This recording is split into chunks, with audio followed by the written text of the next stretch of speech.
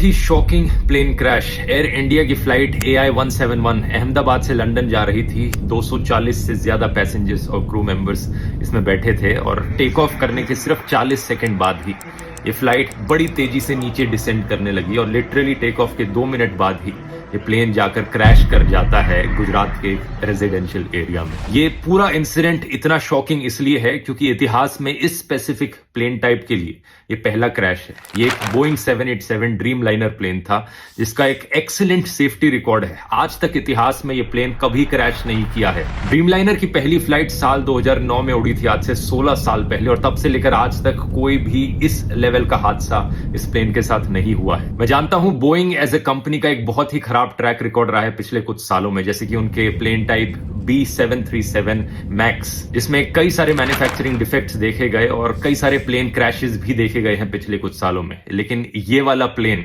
वो नहीं था। इस प्लेन का स्पेसिफिक कोड नंबर VTANB था, जिसे आप इंटरनेट पर जाकर सर्च करोगे तो सारा डेटा मिल जाएगा। ये 11 साल पुराना प्लेन था, कोई ज्यादा पुराना प्लेन नहीं था। ड्रीम लाइनर्स का लाइफ स्पैन 20 से 30 साल तक का होता है। जो पायलट इस प्लेन को उड़ा रहे थे, कैप्टन सुमित सबरवाल, उनका खुद का भी 8200 फ्लाइट आवर्स का फ्लाइट एक्सपीरियंस था, जो कि बहुत अच्छा होता है। तो पायलट भी इनएक्सपीरियंस नहीं थे। अगला सवाल आपके दिमाग में आएगा कि क्या वेदर खराब था? ऐसा भी नहीं था। 1:30 बजे दोपहर के ये क्रैश हुआ। वेदर कंडीशंस अगर देखी जाए तो लगभग 40 डिग्री सेल्सियस के आसपास का तापमान था। कोई ज्यादा तेज हवाएं नहीं चल रही थी। विजिबिलिटी जो थी बहुत ही अच्छी थी, 6 किलोमीटर से ज्यादा की विजिबिलिटी। तो ऐसे में सवाल उठता है कि यहां प्रॉब्लम कहां पर हुई। इसका असली जवाब हमें जल्द ही पता लगेगा। अभी प्लेन के ब्लैक बॉक्स से इंफॉर्मेशन को रिट्रीव किया जा रहा है, लेकिन मोस्ट लाइकली ये पूरा हादसा एक बहुत ही भयंकर टेक्निकल फेलियर का लग रहा है। क्या यहां पर कोई इंजन फेलियर हुआ है मेंटेनेंस फेलियर की वजह से? इसका असली जवाब तो हमें तभी पता लगेगा जब ब्लैक बॉक्स को रिट्रीव करके